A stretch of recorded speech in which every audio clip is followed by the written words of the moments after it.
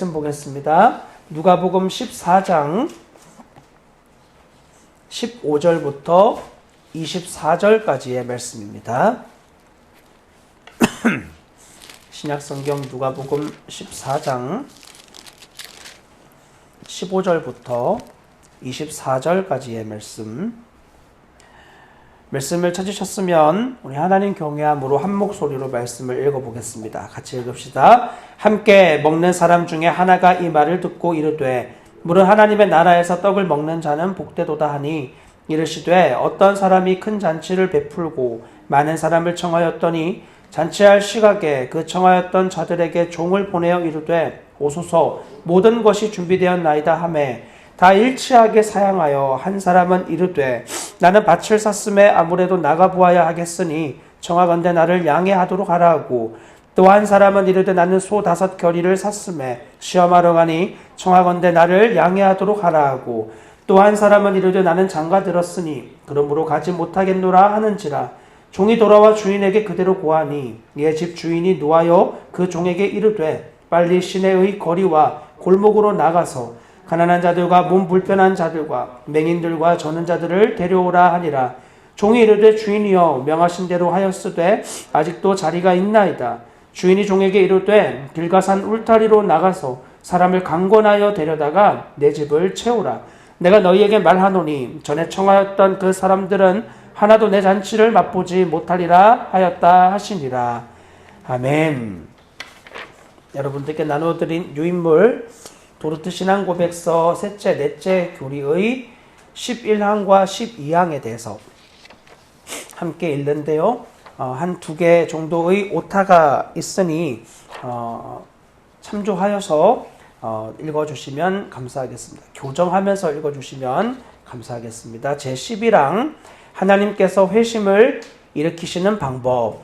더욱이 하나님께서 그분의 이 기쁘신 뜻을 택하신 자 안에서 이루실 때, 즉 참된 회심을 그들 안에서 역사하실 때 하나님께서는 복음이 외적으로 그들에게 설교되도록 보살피시고 그분의 성령으로 권능 있게 그들의 총명을 밝히셔서 그들이 하나님의 성령의 일을 바르게 이해하고 분별하게 하신다. 또한 중성하게 하시는 그 영의 효력 있는 역사하심으로 하나님께서는 사람의 가장 깊은 속까지 침투하여 다친 마음을 여시고 굳은 마음을 부드럽게 하시며 할례받지 못한 마음에 할례를 베푸신다. 또한 새로운 자질을 의지에 주입하셔서 죽어있던 의지를 살아있게, 악하던 의지를 선하게, 꺼려하던 의지를 자원하게, 완악하던 의지를 양순하게 하신다. 그리고 의지를 움직이시고 강하게 하셔서 그 의지가 좋은 나무처럼 선행의 열매를 맺을 수 있도록 하신다. 제12항 중생은 오직 하나님의 사역 같이 읽습니다. 이것이 성경에서 그토록 높이 찬양하는 중생이며 새로 지으심, 죽은 자 가운데서 부활, 살리심이라 부르는 것으로 하나님께서는 우리의 도움 없이 우리 안에 이 역사를 행하신다. 이것은 결코 복음의 외적 부르심이나 도덕적 설득만으로 되는 것이 아니며 하나님께서 그분의 역할을 하시고 난 이후에 중생할지 중생하지 않을지 회심할지 회심하지 않을지가 사람의 능력에 달려있는 방식으로 일어나는 것도 결코 아니다. 오히려 이것은 명백히 초자연적인 일이며 가장 강력하고 동시에 가장 기쁘며 기이하며 신비하며 말로 다 표현할 수 없는 사역이다. 이 사역을 행하시는 성령님의 감동으로 된 성경에 따르면 중생은 그 능력에 있어 창조나 죽은 자의 부활보다 작거나 열등하지 않다. 따라서 하나님께서 그 마음에 이런 기이한 일을 행하신 모든 사람은 분명 틀림없이 효과적으로 중생하며 확실히 실제로 믿는다. 그리고 그렇게 새로워진 의지는 하나님께서 움직이고 영향을 미치실 뿐 아니라 하나님께서 영향을 미치신 결과로 그 자체가 활동적이 된다. 이런 이유로 사람 자신이 그가 받은 은혜로 인하여 믿고 회개한다고 말하는 것은 옳다. 아멘. 네, 다시 한번 기도하고 하나님 말씀 함께 나누도록 하겠습니다.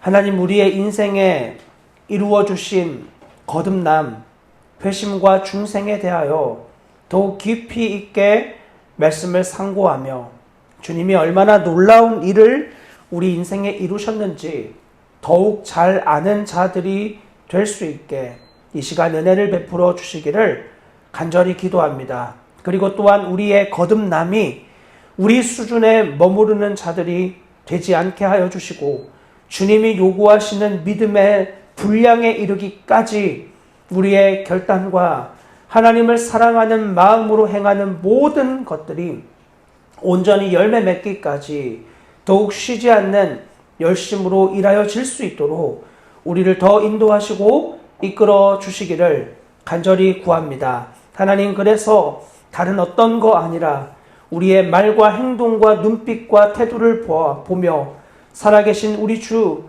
예수 그리스도가 선명하게 보여지는, 나 죽고 내 안에 계신 예수 그리스도가 살아계심이 드러나는 거룩한 산 제물의 삶이 우리 모두에게 누려지는 인생 되도록 하나님 역사하시고 인도하여 주시옵소서. 우리의 삶 가운데 그런 놀라운 일을 반드시 이루시는, 그리고 이루어내실 주님을 신뢰하며 살아계신 우리 주 예수 그리스도의 이름으로 감사하며 기도합니다. 아멘. 네, 오늘은 도르트 신조 제3째, 넷째 교리의 11번째, 12번째 내용을 같이 살펴보도록 하겠습니다. 우린 지난 시간에 복음이 전해졌을 때 어떤 이들이 나오지 않는 이유에 대해서 9번째 항목으로 그것은 사람의 본성상 죄악된 완악함 때문이다 라고 말했습니다. 원래부터 인간이 악한 것이 아니라 인간은 선하게 하나님을 너무너무 사랑하고 좋아하고 추구하게 지음을 받았는데 그 중립적 존재가 아니라 온전히 하나님으로 마음이 향하여져 있는 이 인간 안에 하나님을 넘어서고 싶은 열망, 즉 사단으로부터의 죄가 허락되어집니다. 그것을 그는 의지적으로 받아들여요.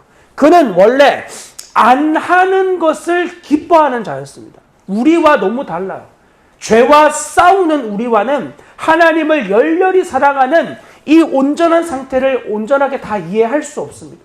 그렇게 완전하게 새로운 완전한 피조물로서의 모습을 갖추고 있던 아담 안에 사단으로 인하여 그 마음에 하나님의 허락하신, 그분의 선하신께 주신 것들을 인정하고 싶지 않는 마음의 욕망이 일어나기 시작하는 거예요. 하나님이 하지 말라고 한 것에 대한 불편함, 그것은 하나님을 미워할 때 일어나는 일입니다. 하나님이 허락하신 것을 사랑하는 것, 역시 이것도 하나님을 사랑할 때 되어지는 것이지만 그분이 하지 말라 한 것에 대한 내 마음의 불편함과 완악함, 왜 그런 식으로 하나님은 나에게 하시는가, 이 모든 것들은 하나님을 미워하기 때문에 일어나는 우리 마음 안에서의 반응이에요. 그래서 우리는 인생을 살면서 얼마나 많은 시간을 하나님을 반역하는지 늘 직면하게 됩니다. 이전에는 하나님을 몰라서 그러한 일들을 겉으로 행했다면 이제는 신자가 되어졌지만 우리 마음 안에 격동하는 이 마음의 상태를 보며 진짜 나는 하나님을 사랑할 수 없는 태생이구나 라는 것을 아주 뼈저리게 깨닫게 되어져요.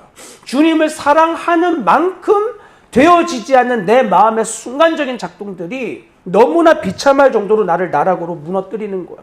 그런 의미에서 이런 내가 건짐을 받았다는 건 철저하게 하나님의 은혜라는 말 외에는 설명이 안 되는 것을 우리가 10번째 항목을 통해서 함께 살펴본 것입니다. 어떤 이들은 왜 부르심에 나오는가?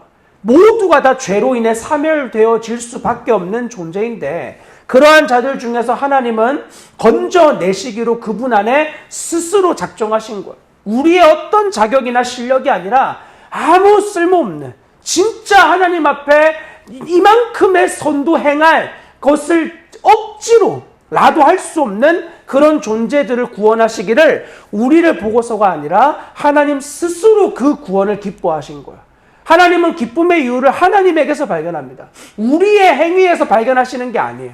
그러면 우리를 보고 하나님은 실망하실 수밖에 없어요. 우리의 모든 하나님이 기뻐하시는 이유는 그리스도를 통하여 우리를 주님이 보시기 때문이에요. 그래서 우리에게 하나님이 기뻐하실 수 있는 거죠.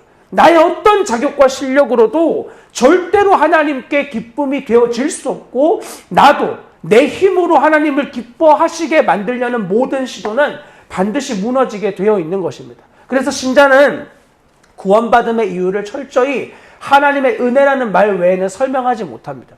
그리고 그 은혜가 놀랍게도 창세 전 그리스도 안에서 우리에게 예정되어진 사건이었다는 사실 앞에 더욱 충격을 받게 돼요.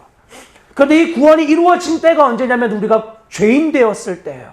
보십시오. 하나님은 우리가 만들어지기 전부터 우리의 구원을 계획하셨어요. 그리고 그 구원을 기뻐하셨어요. 그 일을 이루시기 위해서 우리가 아직 죄인으로서 반응하고 있는 것을 보시며 내가 너를 사랑한다라는 도장을 찍어버리신 거예요. 이 엄청난 구원 앞에 충격을 받게 돼요. 그리고 점점 신자는 하나님의 놀라우신 섭리와 주권 안에서 반드시 겸손하게 되어집니다. 저는 매번 말씀을 드리지만 겸손하지 않은 신자는 하나님의 사람이 아니라고 장담할 수 있습니다. 주님 안에서 정말 겸손한 사람, 이것은 단순한 모양을 따라하는 걸로 되는 일이 아닙니다. 그의 삶의 모든 부분에서 그리스도의 전능하심과 그분의 능력이 나타나요. 나는 점점 약하여지는데 주님이 드러나는 사람, 바로 이 사람이 예수 그리스도를 진짜 사랑하는 신자예요. 신자의 특징은 특별한 다른 예언, 방언, 이러한 은사들로도 구분할 수 있지만 그것은 이방 신들을 섬기는 자들에게서도 나타날 수 있는 하나의 현상들입니다. 진정한 하나님으로부터 나온 은사를 바울은 주장하는데 그것은 고린도서에 나오는 사랑이었습니다. 사랑. 가장 크고 강력한 은사. 그러나 우리의 본성이 제일 추구하고 싶지 않은 은사. 이것이 바울이 고린도 교회에 그토록 대단한 은사들 가운데에서 그들에게 알려주고 싶었던 주님의 마음이었어요. 사랑은 철저하게 낮은 자리에 갑니다. 완전 밑바닥의 자리. 아무도 가지 않는 그리스도가 하늘의 영광을 가지고 있는 분으로서 가장 제일 밑바닥 같은 이 땅에 인간으로 오신 것처럼 그 마음이 내 안에 부어져 그분의 겸손함을 따라 그 자리까지 나아가는 일. 이것은 주님으로부터 사랑받은 본 적이 없는 자들은 절대로 모양을 따라하지 못합니다. 어느 정도 다른 사람들이 볼 때에는 하는 것처럼 보이지만 그의 마음의 중심은 절대 그것을 받아들이려 하지 않아요. 예전에 한번 말씀을 전하러 부름을 받아 간 적이 있는데 거기에 찬양팀을 하는 그 신학생들 연합팀이라고 했어요. 그 연합팀 학생들이 찬양을 부르는데 그때 그 곡의 제목이 낮은 곳으로라고 하는 가사였어요. 가사가 굉장히 인상 깊었어요. 전 처음 듣는 곡이었고 그때 진지하게 가사를 봤어요. 그 우리의 섬김이 더 낮은 곳으로 이런 가사였어요. 우리의 더 주님처럼 낮은 곳으로 가자. 그리고 멜로디도 아주 서정적이고 곡이 굉장히 이렇게 부드럽게 영혼을 터치하는 이러한 느낌의 진행의 곡이었어요. 주로 이제 그런 곡들이 우리 마음을 많이 울리죠. 그래서 그 곡을 아주 뜨겁게 학생들이 아직 말씀을 시작도 안 했는데 벌써 낮은 곳으로 가겠다는 거야.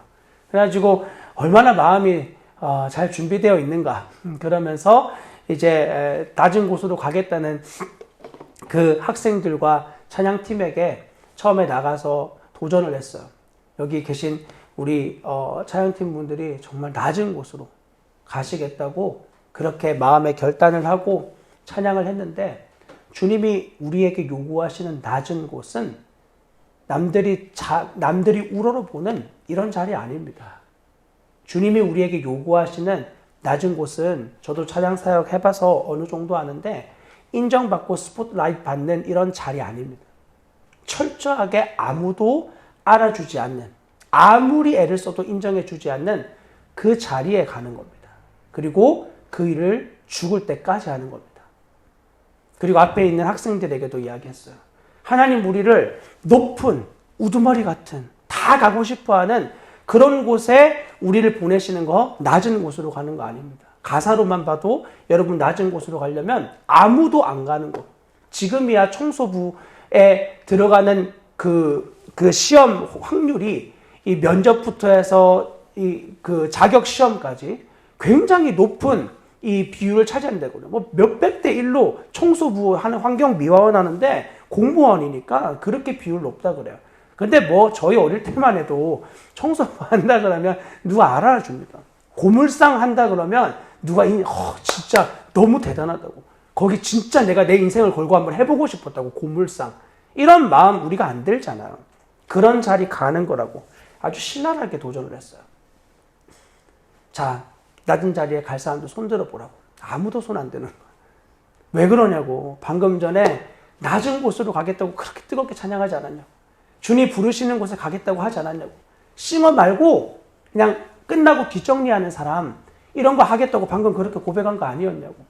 그렇게 아주 처음부터 강력하게 낮은 곳으로 우리의 본성이 얼마나 갈 수 없는지에 대해서 신랄하게 이야기를 전했어요. 우리 안에 있는 존재가 그래요. 우린 절대로 우리 힘으로 사랑 못합니다. 우리 힘으로 내가 원하는 결과가 얻어지지 않는 것에 섬김하고 싶어 하지 않습니다. 이것이 우리의 죄된 본성이에요. 그런데 놀랍게도 하나님은 그분의 거룩과 영광에 가장 맞을 수 없는 제일 이질적인 존재인 저와 여러분을 사랑하기로 작정하셨어요. 그래서 그냥 한낱 소설 같은 이야기가 아닙니다. 실제적으로 그리스도가 우리에게 하신 일이고 그분을 보내실 때 하나님 아버지는 심지어 기뻐하셨다고 성경은 말해요. 하나님이 예수 그리스도를 여러분과 만나게 하셔서 그 생명을 주실 때 기뻐하셨다는 거예요. 부모가 되신 분들, 여러분의 자녀들이 진짜 믿음은 고사하고 완전히 악랄하게 홈리와 비느와스와 같이 엘리의 두 아들처럼 제사장으로서 죄를 행하고 하나님을 반역하는 그 가운데 사무엘을 그곳에 기도하여 주님이 은혜로 허락하신 그 생명을 기쁨으로 보내는 한나와 같이 그 일을 여러분들에게 허락하실 때 감당하실 수 있겠습니까? 그게 낮은 곳으로 가는 거예요. 주님이 우리에게 요구하시는 실제적인 낮은 자리는 이런 죽음을 동반하는 자리, 감상적인 곳이 아닙니다. 그것은 한나가 자기 전부를 거는 하나님 경외하는 믿음의 결단이었어요. 그러나 사무엘상 2장을 읽어보십시오. 한나는 사무엘을 맡기고 나서 영광스러운 하나님의 은혜에 감격하며 찬양하기 시작합니다. 아주 놀라운 고백 중에 하나예요. 성경에 있는 믿음의 고백, 마리아의 고백을 덜어 이 한나의 고백은 굉장히 중요한 하나님의 마음이 담겨져 있는 고백 중에 하나입니다.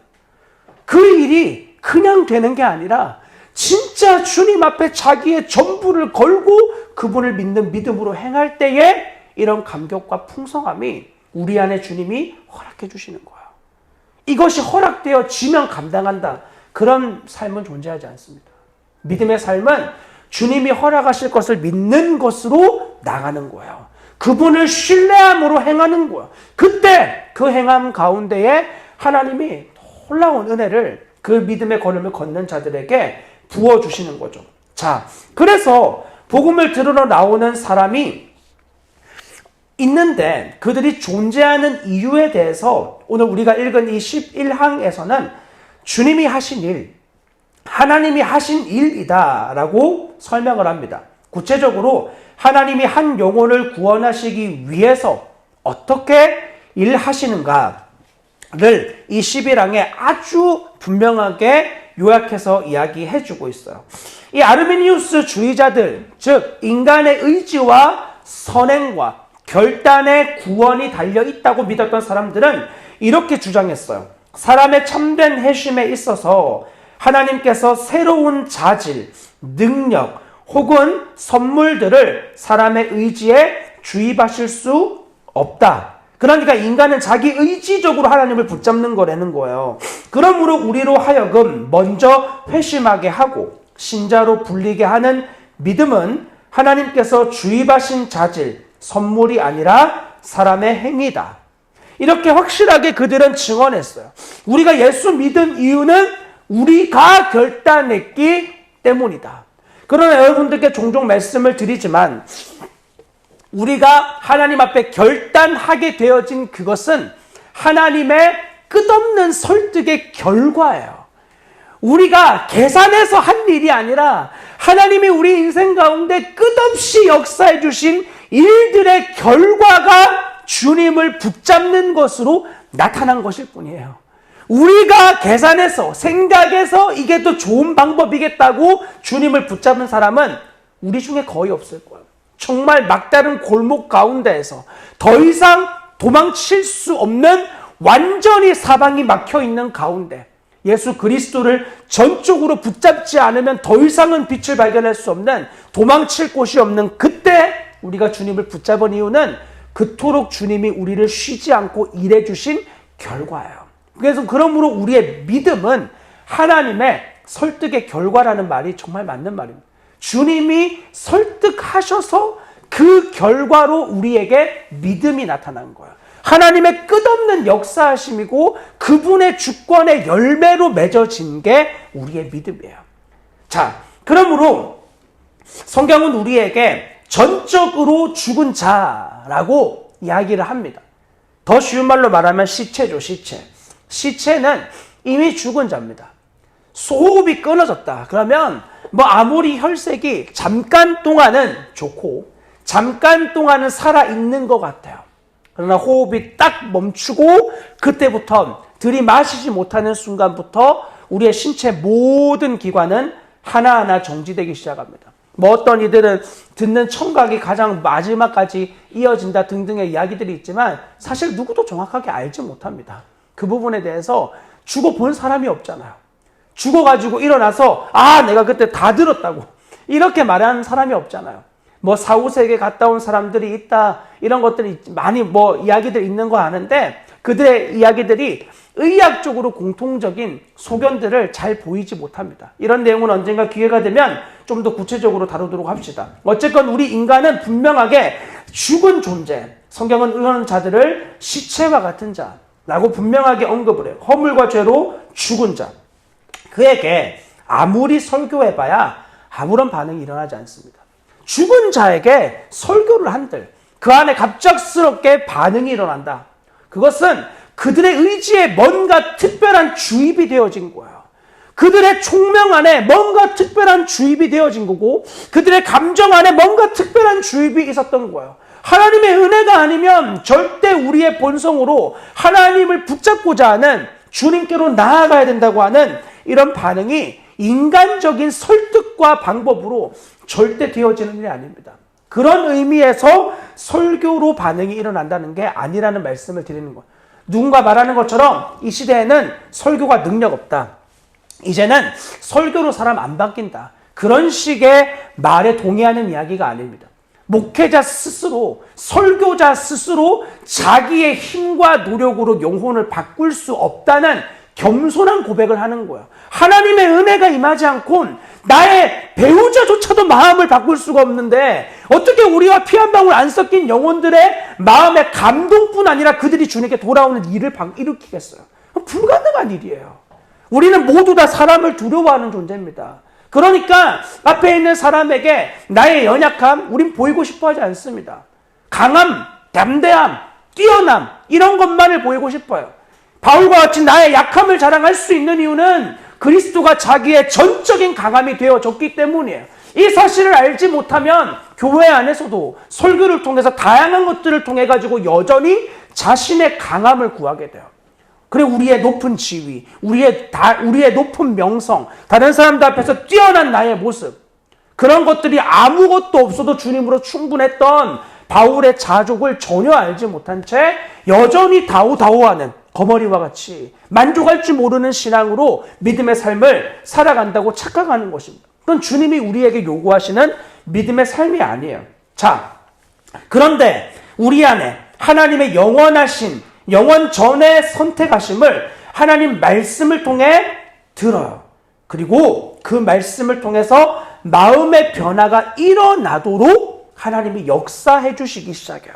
그분의 아주 철저한 역사와 섭리로 우리의 마음 안에 하나님의 말씀이 들려지는 은혜가 있게 되는 거예요. 여러분들은 하나님이 영원 전에 나를 택하셨다는 사실이 정말 감동이 되어집니까? 언제 진짜 감동이 되죠? 내가 너무 죄 가운데 반응해서 더 이상 믿음으로 못 살 것 같을 때, 내가 나를 아는데 난 진짜 믿음으로 더 이상 살 수 없어. 내가 아무리 결단해봐야 나 여전히 그대로일 거야. 이런 가운데에서 내가 나를 용서할 수 없고 내가 나를 도저히 감당할 수 없는 그때 하나님이 나를 창세 전에 그리스도 안에서 사랑하셨다. 이미 사랑을 하기로 결정하셨고 그분은 변개하지 않는 하나님이시다는 사실을 알 때마다 다시 털썩 주저앉게 되는 거야. 아니 어떻게 이런 나를 사랑하신다는 거야. 나와 너무 다른 존재가. 도저히 우리의 이성으로 받아들일 수 없는 이야기예요. 점점 더. 신앙생활은 하나님의 은혜가 아니면 절대 우리로서 붙잡을 수도 없고 붙잡았다가는 정말 안 된다는 생각이 계속 들어요. 내가 나를 알수록 주님 붙잡는 게 너무 주님께 죄송하고 그리고 붙잡아서 처음에 받은 은혜가 너무 감사해서 전력으로 달려가 보지만 그 전력으로 달려가는 시간이 너무 짧은 것에 우린 너무나 주님 앞에 또 죄송하게 되어져요. 다양한 이유로 하나님의 믿음의 삶을 우리는 본성으로 절대 살아갈 수가 없습니다. 자, 이렇게 하나님이 역사하시는 일들을 이루기 전에 특별히 하시는 일들이 있는데 그것은 택하신 사람들이 하나님의 말씀을 듣는 선행의 일들을 주님이 이루신다는 거야. 그 먼저 첫 번째로는 경건한 부모들을 통해서 주님이 일하세요. 여러분들 가운데 특별히 이런 믿음의 가정 안에서 자라나는 삶, 때로는 아직까지는 그런 친구들이 있을지 모르겠어요. 나는 부모 잘못 만나서 진짜 죄도 마음대로 못 지어보는구나. 아주 큰일 날 이야기죠. 이게 얼마나 두려운지 알지 못하니까 또래 친구들을 보니까 마음껏 자기 마음대로 사는데 너무 멋있어 보이는 거야. 그런 게 멋있어 보이잖아요. 어릴 때는 그런 모습, 반항의 모습. 저희 때인가요? 그 비트 영화, 그 멋있어 보이잖아요. 오토바이 타고 고속도로에서 손 놓고 눈 감고 타면 멋있어 보이잖아요. 할머니들이 보면 아이고 야야 이런 일인데 젊은 아이들이 보면 아주 멋있어 보여요. 오토바이 막 이만큼씩 높여가지고 타면 다 멋있어 보이잖아요. 그게 죄인이라서 그래요. 또래가 그 어린 아이들이 멋있어 보이는 거의 모든 것은 다 죄입니다. 거의 모든 것은. 이미 아마 경험해 보신 분들은 100% 동의하실 거예요. 근데 경험을 안 해본 우리 다음 세대들은 자기들은 다 경험해놓고 왜 우리는 안 된다 그러나 경험해봤기 때문에 안 된다고 하는 거죠. 근데 이걸 말해서 알아들으면 이제 의지를 아주 강하게 가지고 있는 존재인 거예요. 아르미니우스 주의자들처럼 이제 의지를 가지고 결단만 하면 돼. 그런데 이미 우리가 자녀를 통해서 보고 있는 것은 의지가 없구나. 선을 향하여서는 의지가 없구나. 그래서 뭔가 선한 일을 했어. 그러면 주님이 하셨다 야. 이렇게 외에는 우리 안에 고백이 나오지 않는 이유가 키워보면 아는 거야. 진짜 어떻게 이렇게 말을 안 듣는지. 왜 그렇게 하지 말라는 것들만 하는지. 저희 아이들 이야기죠. 다른 사람 이야기를 제가 어떻게 알겠습니까? 어떻게 하지 말라는 것들만 하고 해선 안 된다는 것들에 늘 하고 있고 혼났는데 또 그렇게 하고 있는 이 아이들의 모습을 보면서 그게 우리의 하나님 앞에서의 모습이라는 걸 자꾸 잊어요. 우리가 주님 앞에서 늘 그래요. 그런데 하나님이 그때마다 그런 너를 내가 창세 전에 사랑했어. 세상 만들어지기 전부터 그런 너인 줄 알고 내가 불렀어. 나 너를 그리스도 안에서 완전한 자로 세우고 말 거야. 이런 말씀들을 대할 때마다 그냥 누가 시키지 않아도 정말 겸손해져.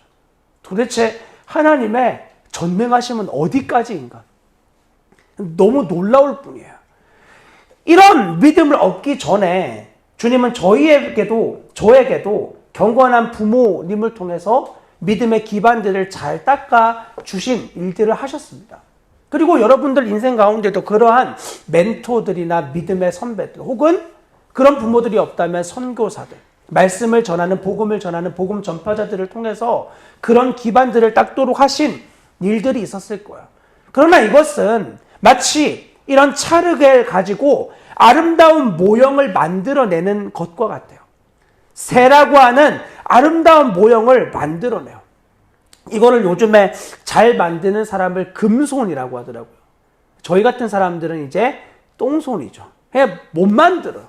아무리 최선을 다해서 만들어도 결과물을 보면 미수 선생님이 널려 나와. 이래가지고 저는 실제로 미술 하다가 미술 참 안 좋아하는데 몇 번 뺨 맞은 적도 있어요. 저희 때는 그런 일들이 더러 있었는데 스케치 잘하고 이상하게 색칠만 하면 그림이 엉망진창이 되는 거예요. 진짜 최선을 다했거든요.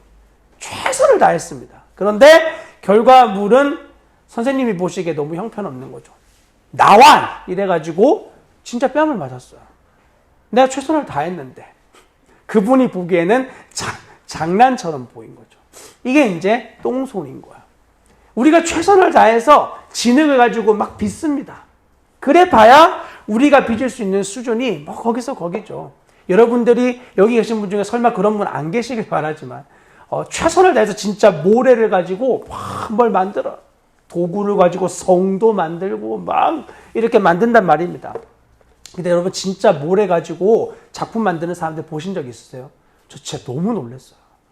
막 물하고 손만 쓰는데 막 스프레이 같은 걸로 물을 이렇게 뿌리고 손으로 막 이렇게 하면 엄청난 작품이 막 나오는 거예요. 조각 같은. 기회 되면 한번 보세요. 진짜 이 사람의 손끝에 얼마나 놀라운 능력이 있는지 저는 아무리 따라 해라 그래도 하지도 못해요. 눈도 똑같이 못해요. 그렇게 대단한 작품을 딱 만드는 거야. 자, 그럼 대단한 신앙을 가지고 믿음의 결단을 걸어가는 부모의 밑에 사는 자녀들은 그렇게 자기가 원튼 원치 않든 자기의 존재에 그러한 비저감을 얻습니다. 그래서 새를 만드는데 여기 보면 누가 봐도 너무 멋진 새, 독수리. 자, 근데 그 부모가 믿음에 대해서 하나님에 대해서 오해하고 있고 잘 모르고 그래서 막 그냥 일단 교회 가야지 막 이래가지고 가서 만들어진 새는 보면 너무 안타까운 모양의 새인 거예요. 하나님은 뭘 하실까요? 여기에 생명을 불어넣죠. 자, 그런데 문제는 하나님이 생명을 불어넣는데 하나는 어떤 새죠? 아주 멋진 새. 누가 봐도 생명 호흡만 딱 들어가면 활용 정점, 딱 호흡 들어가면 진짜 푸드덕거리고 창공을 비상하는 그런 새처럼 만들었다면 여기 있는 새는 정말 그냥 형편없는, 누가 보면은 새가 아니고 기어다니는 짐승처럼 보이는 이렇게 빚어져 있는데 하나님이 여기에 호흡만 주시는가? 그렇지 않다 이거예요. 그분은 전능하신 분이에요. 하나님은 전능하셔서 우리의 인간이 망쳐놓은 전혀 바꿀 수 없을 것 같은 한 인생에 개입하시고 완전한 새로운 피조물로 만들어내세요. 도저히 내 안에서 나올 수 없는 사랑, 내 안에서 절대로 용서할 수 없는 많은 일들이 그리스도의 사랑으로 인해서 완전히 다 용서되어지는, 사랑되어지는, 심지어 나에게 악을 행했던 자들을 긍휼히 여기는 이런 모든 것들, 존재가 바뀌어 버린 거예요. 부모가 해줄 수 있는 선의 한계를 넘어선 하나님의 영광이 있는 거예요. 이것을 오해하면 나는 아무것도 안 해도 주님이 다 하신다라는 식으로 착각하게 되는 거예요. 그렇지 않아요. 부모의 역할과 부름받음에 대해서 전심으로 그 모든 일들을 하나님을 경외함으로 결정하고 그리고 고민하고 씨름해서 이 교육에 힘쓰고 애써야 합니다. 자녀의 교육을 교회에 맡기지 않으셨어요? 기억하셔야 합니다. 부모에게 맡긴 거예요. 부모에게. 물론 그 부모의 범주는 굉장히 넓지만 먼저는 부모에게요. 그리고 그 부모를 통해서 알게 된, 심지어 또 오해하게 된 이 모든 것들이 하나님의 영이 임할 때 비로소 모든 것들이 올바른 질서를 잡는 그런 놀라운 일들이 신자의 삶 가운데 일어나게 되는 것입니다. 여기 적혀있는 표현처럼 그런 선행이 반드시 구원으로 이어진다. 이렇게 우리의 신앙의 선배들은 믿지 않았어요.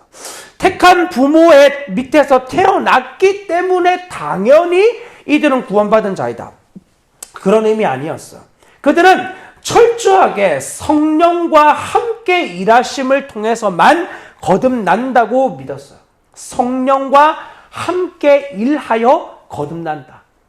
그러므로 우리의 전심과 하나님의 철저한 도우심이 없이는 우리의 자녀의 영혼은 변화되지 않습니다. 그리고 주님 앞에 온 마음 다해 이 일을 감당하는 부모가 하나님의 은혜를 구하지 않겠습니까? 그런 전심과 노력이 없는 자들이 하나님을 구할 수도 없는 노릇이지 않겠습니까? 그러므로 이렇게 하나님의 역사하심이 더욱 중요하다는 사실을 깨달으며 자기의 허락받은 자리를 이렇게 부모들과 혹은 복음을 가진 자들은 말씀을 전하는 일에 더욱더 애를 쓰고 힘을 쓰는 거죠. 하나님 경외함 때문에. 이것은 인간의 노력이나 의지에 관한 이야기가 결코 아닙니다. 자, 다시 정리하면 인간은 영적으로 죽은 자예요. 그 의미는 진리의 눈이 멀었고 귀가 멀었다는 뜻이에요. 이게 어떤 의미냐? 인생에는 두 어두움이 있습니다. 이것은 외적인 어두움과 내적인 어두움으로 나눌 수 있는데, 외적인 어두움은 진리 자체를 모르는 삶이에요. 진리가 뭔지 아예 모르고 사는, 그러니까 우리로 치면은 이제 비신자죠. 모태신앙 아닌 사람들, 교회 와본 적 없는 사람, 뭐가 진리인지 참인지 영원한 것인지 알 턱이 없어요. 그냥 자기가 아는 대로 이게 진리다라고 믿고 그냥 살아가요. 그게 바로 외적인 어두움 안에 있는 자입니다. 그러나 또한 이 외적인 어두움을 벗어난 우리와 같이 모태신앙, 교회 공동체에 소속되어져서 당연하게 살아가는 사람들, 그들도 내적인 어두움을 가지고 있어요. 그들은 외적인 어두움은 없습니다. 진리를 알아요. 하나님 말씀이 진리라는 거 어릴 때부터 귀가 닦지 않도록 들었어요. 그렇게 살아야 된다, 누구보다 제일 많이 알아요. 그런데 문제는 그들의 마음 안에 내적인 어두움이 제거된 적이 없어요. 그러니까 내적인 어두움 속에 빠져 있어서 진리를 알지만 그 진리에 눈이 먼 상태가 되는 거예요. 이제는 그들은 어둠에 있지 않아. 빛 가운데 부름받은 삶이에요. 근데 문제는 그들이 맹인이네. 눈을 떠본 적이 없는 거야. 빛이 무엇인지조차 모르는 거야. 단지 세상 가운데 있지 않을 뿐. 교회 공동체 안에 있을 뿐 그들은 빛을 몰라요. 이게 오늘날의 많은 우리의 자녀들의 모습 아닙니까? 빛을 모르는 자들. 교회를 다녀서 머리는 알죠. 들은 건 다 있으니까. 그러나 그것이 자기의 삶에 완전한 빛 가운데로 나아가 본 적도 없고 빛으로 행하는 삶이 무엇인지도 모르고 심지어 십자가로 살아가는 가치가 어떤 거인지조차도 이해하지 못하는, 여전히 이런 두 가지의 선택길에서 주님보다 자기가 왕되는 것을 택하고 싶은 이런 자리에 있는 사람들, 그들이 바로 내적인 어두움 가운데 있는 자들입니다. 그런 의미에서 우리 교회 안에는, 저희 교회 공동체가 아니라 우리 한국의 또 열방의 많은 교회들 안에 이런 내적인 어두움에 머물러 있는 사람들 굉장히 많다고 장담할 수 있습니다. 교회 안에 소속되어 있지만 진리를 듣고 매번 듣고 있지만 그것이 빛 가운데로 해결되어져 본 적이 없는 이러한 삶의 사는 사람들이 정말 많이 있다고 장담 드릴 수 있어요. 저도 그랬으니까.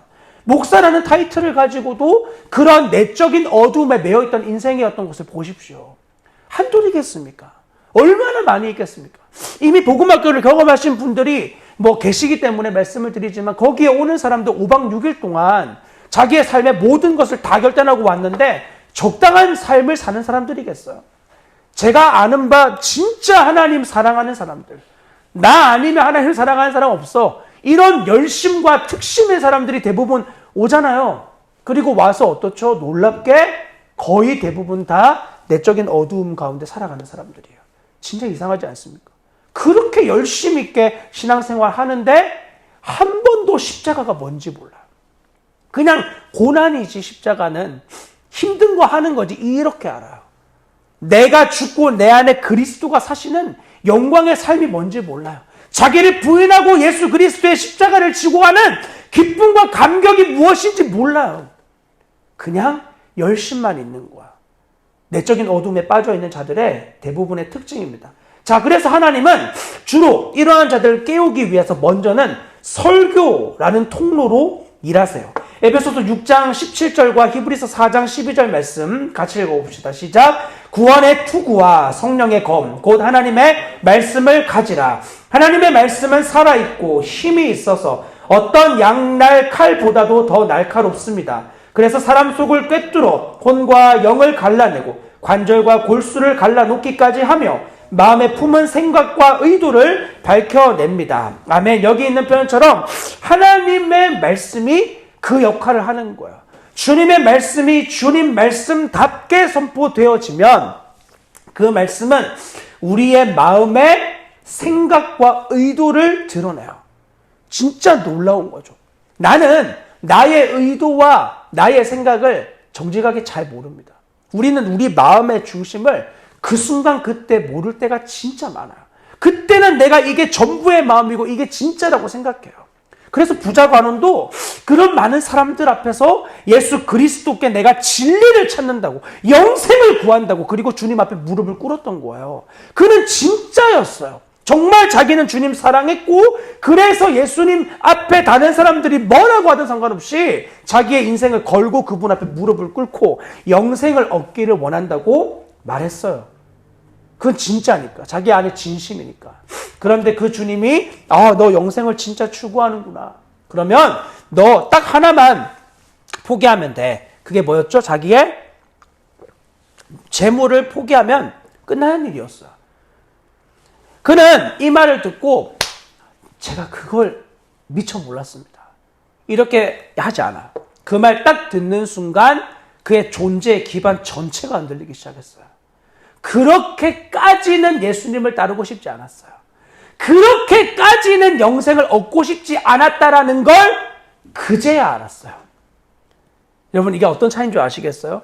얼마 전, 방금 전까지 그는 그런 대가가 있을지라도 주님 따를 수 있다고 스스로 착각하고 있었어요. 그런데 주님이 그 마음의 생각을 딱 드러내시자 그는 도저히 그 걸음을 걷지 못하는 거예요. 이렇게 우리는 우리의 생각과 중심을 잘 모릅니다, 여러분. 막 호기롭게 막 하고, 뭐 독립투사와 같이 자기의 삶은 없고 오직 민족과 그리고 오직 국민과 이런 사람 존재하지 않아요, 여러분. 혹시 여기 계신 분들 중에 정치인에게 소망을 두시는 분들이 있다면 미리 말씀을 드립니다. 예수 그리스도를 믿는 사람으로서 정치인에게 소망을 두는 건 어리석은 일입니다. 주님 외에 누가 감히 소망이 되겠습니까? 다른 하나님이 기뻐하시는 그나마 최악의 것을 택할 뿐이에요. 그렇지 않나요? 정말 예수 그리스도 같은 분이 등장한 적이 있나요? 정치인들 중에? 그런 사람 없어요. 저기 쿠바의 체게바라? 한때 저도 거기에 마음이 빼앗겨가지고 저런 예수 그리스도를 닮은 자처럼 살아야지. 오직 저 쿠바의 혁명을 위해서 자기 인생과 상관없이 의사의 삶을 포기하고 저렇게 혁명을 위해 뛰어들었던 저런 멋진 인생의 삶. 그의 뒷모습을 알려준 책들과 글들을 보면 정말 구역질 나기 그지없는 삶이에요.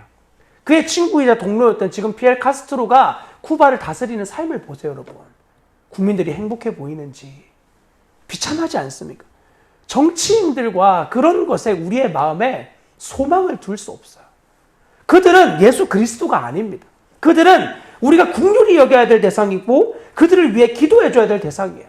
그들은 자기의 마음의 의도를 잘 분별하지 못해요.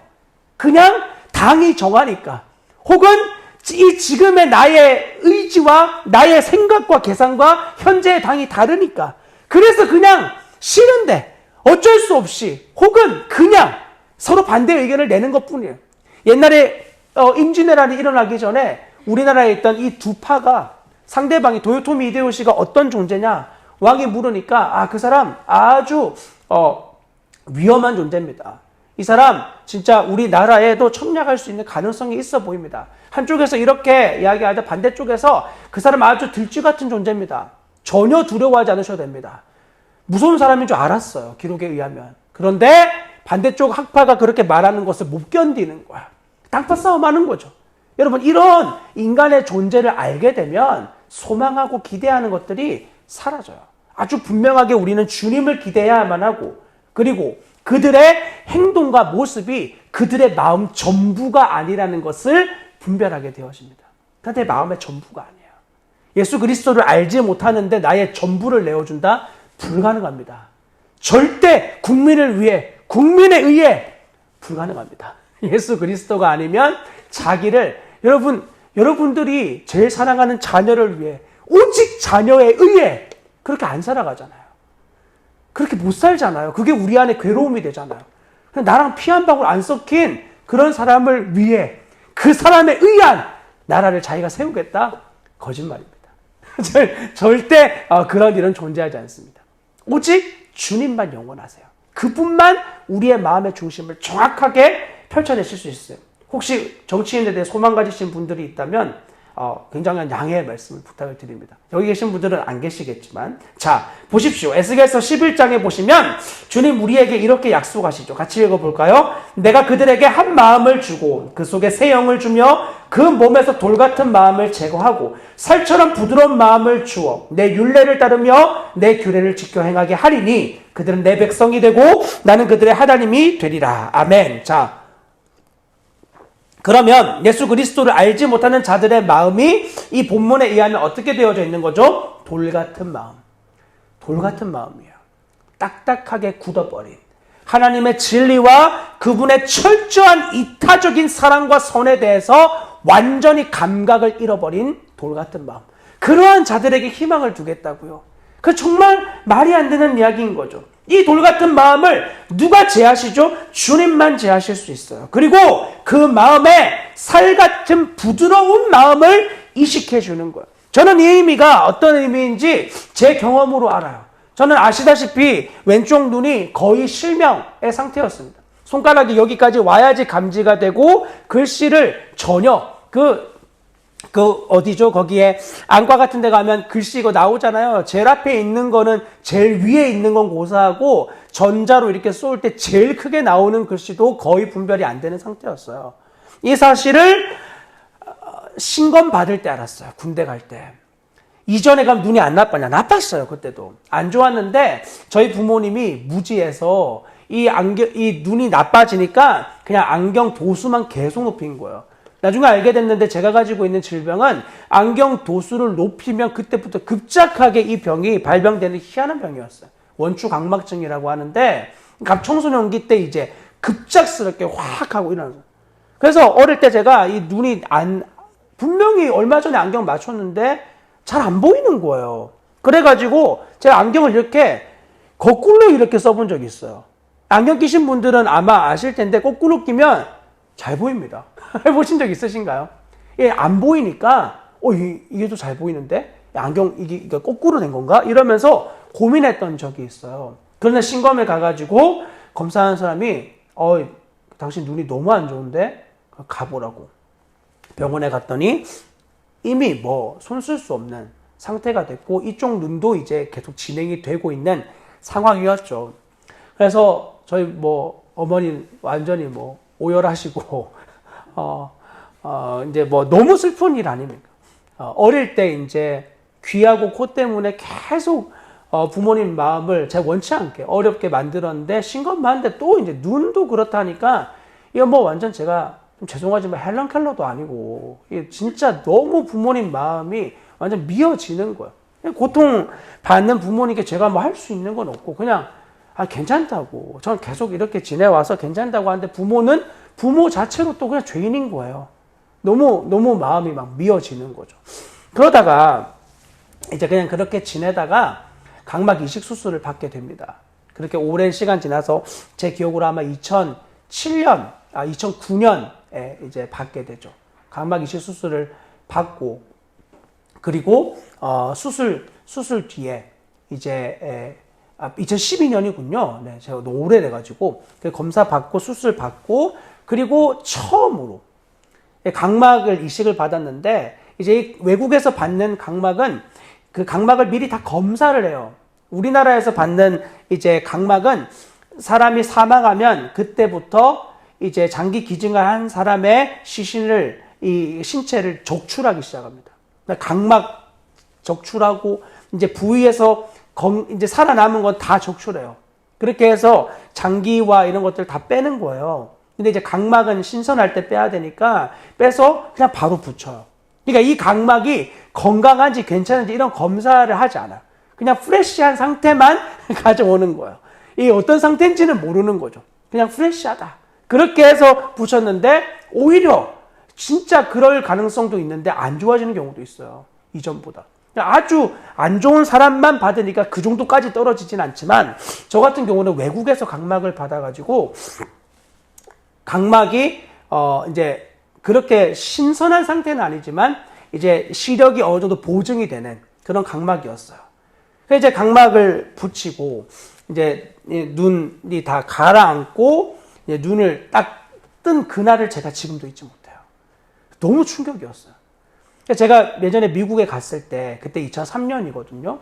미국 갔을 때, 그때 미국에 유니버셜 스튜디오라는 곳이 있어요. 그 영화 세트장 이렇게 막 놀이공원처럼 만들어 놓은 곳인데, 그때 터미네이터를 거기에서 이제 하는 거예요. 근데 거기에 큰 극장에 막 실제로 터미네이터가 막 등장하고 이렇게 막 나옵니다. 근데 그 중에 이제 그 백미가 뭐냐면, 실제로 터미네이터가 나온 거랑, 그리고 나중에 그 보신 분들 계시죠? 2에 보면 액체 그 인간 나오잖아요. 이게 홀로그램으로 나와가지고 이게 입체로 제 눈앞에 이렇게 보이는 거예요. 이렇게 등장해서. 근데 이게 이제 눈의 왜곡으로 되어지는 거거든요. 사람들이 다 놀래는데 저만 가만히 있었어요.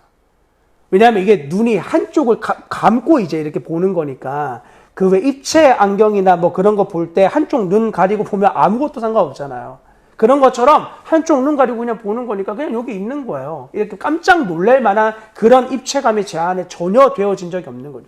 그래서 그 유니버설 스튜디오를 다 그런 특수 효과로 만들어 놓은 곳인데, 진짜 재미없게 갔다 왔어요. 그리고 나서 눈이 이렇게 떠지고 두 눈을 딱 뜨고 물체를 보는데 진짜 너무 모든 게 다 입체감 있게 막 살아나기 시작하는 거예요. 눈앞에 보이는 모든 것들이 원근감, 입체감, 이런 것들이 전부 다 살아나면서 제 앞에 막 다가오는데 굉장히 당황스러웠어요. 눈이 그냥 하나로 다 보는 줄 알았는데 그게 다가 아니었어요. 그래서 어릴 때 공놀이를 별로 안 좋아했던 거야. 아무리 해도 잘 안 들어가, 슛이. 왜 이렇지? 눈에 문제가 있는지 몰랐던 거죠. 이것처럼 제 눈을 딱 뜬 그날에 정말 놀라운 일을 제가 알고, 내가 완전 바뀌었구나. 내가 지금 시력이 완전히 바뀌었구나. 그때 이제 도수로 1.0, 1.0 이렇게 나왔거든요. 너무 놀라운 세상이었어요. 지금도 안경을 끼면 이렇게 양쪽이 입체감 있게 보이니까 이제는 익숙해서 별로 안 놀래지만, 여러분 아침에 눈 뜨고 막 형광등 보면서 막 놀래고 이렇게 아무도 안 하시잖아요. 여러분은 너무 당연하고 익숙하시죠? 저는 요 초반에 너무 다 놀랐어요. 모든 게 다 저에게 놀랄 만한 일이었어요. 이것처럼 예수 그리스도로 인해서 우리의 마음에 새로운 마음이 이식되는 거예요. 그 마음이 우리 안에 새롭게 이식되면 우리의 모든 것이 새로워져요. 이게 거듭남이에요. 여러분